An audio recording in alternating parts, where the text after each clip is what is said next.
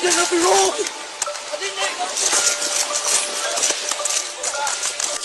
South 1-5.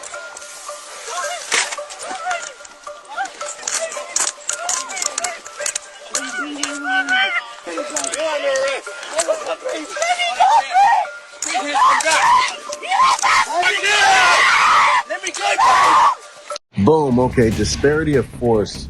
It's a real thing, and what does it mean? Essentially talks about the ability of the amount of force that you can bring to a fight versus the amount of force an aggressor can bring to a fight, and how unmatched that is. Did you see that first spot in the video where the female cop tried to stop the guy and she was like, stop! And then the guy was like, pop! And she just went, okay, that's disparity of force in action right now. Even though they were probably close to the same pound amount of body weight, he has more mental potency than her. He's more mentally potent, mentally capable, sharper, stronger, more bone density, more testosterone, all the things that make you more dangerous as a human being physically, right?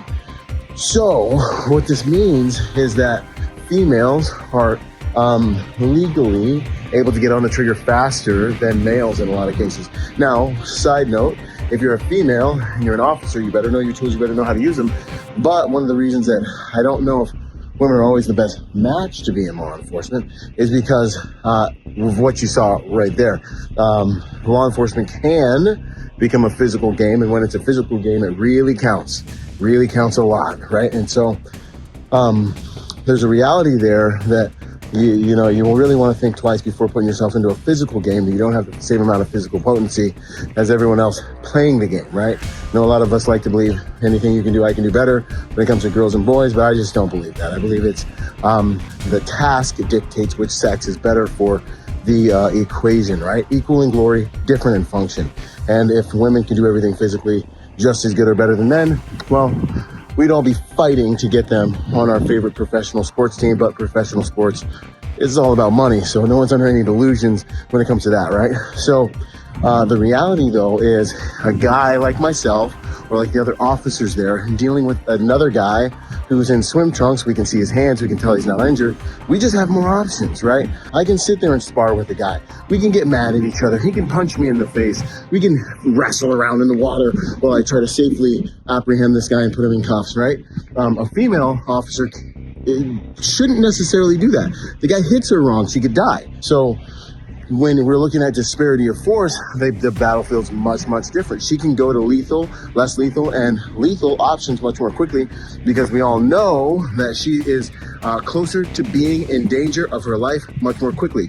The way this translates into personal protection is if you're a female, you should be the most well-armed and well-trained individual in our demographic here in the world, but unfortunately that's not always the case, which makes you guys better targets.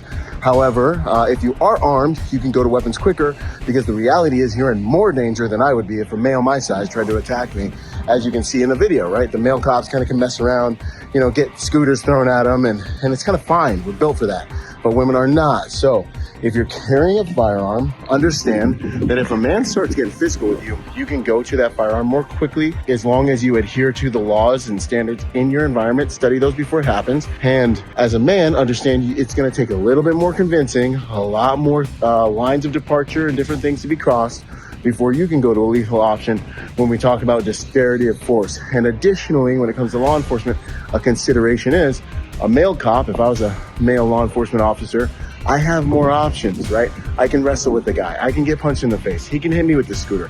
We can wrestle around in the water a little bit until I can safely force him physically into handcuffs. A female officer can't play around like that. You have a higher probability of getting shot if you're dealing with someone who knows that they're weaker than you. So understand these things. When it comes to defending yourself as an individual, remember personal protection is about the person, self-defense is about the self. Understand where you are in your physical capabilities and potency, and understand where you need to bring your tools into the game. If you're a female cop, really, really understand these things because they're different for you and me. Let's go. God bless. Semper Fi, man of peace. Boom, it's finally here.